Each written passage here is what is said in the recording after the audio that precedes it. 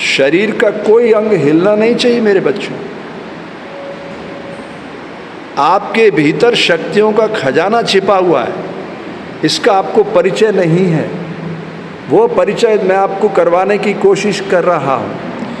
एक बार अगर आपने उस द्वार तक पहुंचने की कोशिश कर ली तो स्वयं आप इतनी गति से आगे बढ़ेंगे जिसकी कल्पना आज तो आप नहीं कर सकते।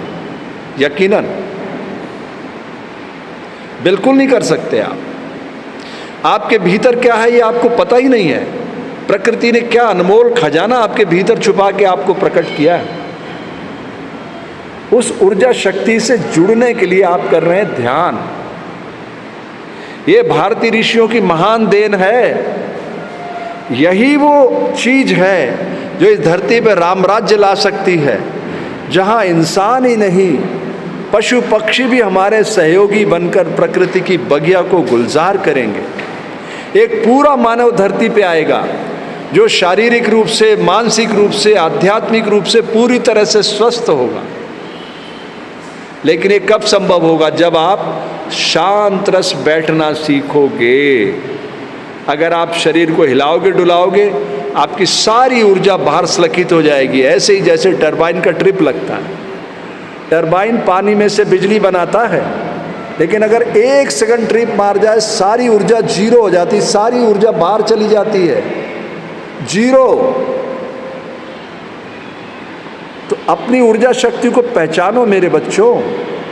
जब शरीर ठहर जाएगा तो आपका प्राण से परिचय होगा कि प्राण इस शरीर के भीतर उतर के कैसे काम कर रहा है। ये प्राण आपके कंठ से उतरते ही डिवाइस में से फिर जो बनता है वो दूध में से दही, दही में से मक्खन, मक्खन में से घी बना देता है।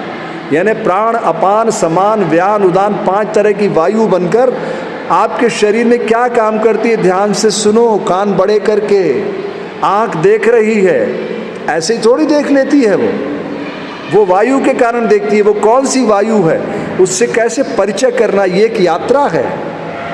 कान सुनते हैं, वो कैसे सुनते, कौन सी वायु उनको सुनाती है, ये एक यात्रा है मेरे बच्चों।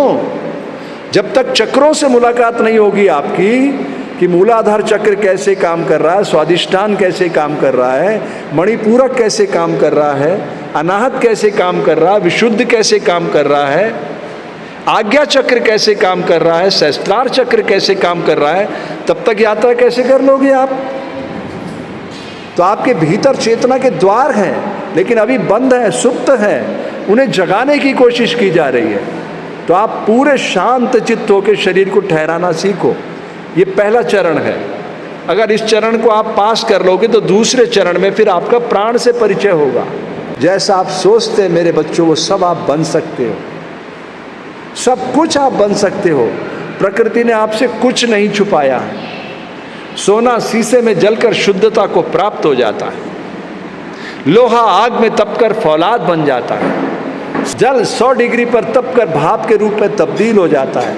मैं बार बार दोहराता हूँ कि जल 100 डिग्री पर तपकर भाप के रूप में तब्दील हो जाता है।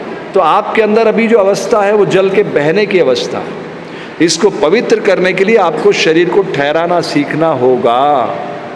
तब आपको पता चलेगा कि आपका अन्नमय शरीर प्राणमय शरीर के साथ कैसे सहयोग करता है, प्राणमय शरीर मनोमय शरीर के साथ कैसे सहयोग करता है, मनोमय शरीर विज्ञानमय शरीर के साथ कैसे सहयोग करता है, विज्ञानमय शरीर आनंदमय कोश के साथ कैसे जुड़ जाता है और आपके जीवन को सरल, तरल और प्रसन्नचित बना देता है।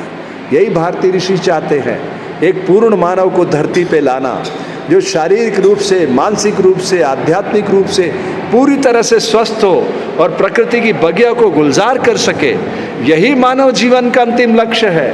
हिंसा, मारकाट किसी भी सभ्य समाज की अभिव्यक्ति का माध्यम नहीं है। दुनिया ग्लोबल विलेज में तब्दील हो चुकी है मेरे बच्चों।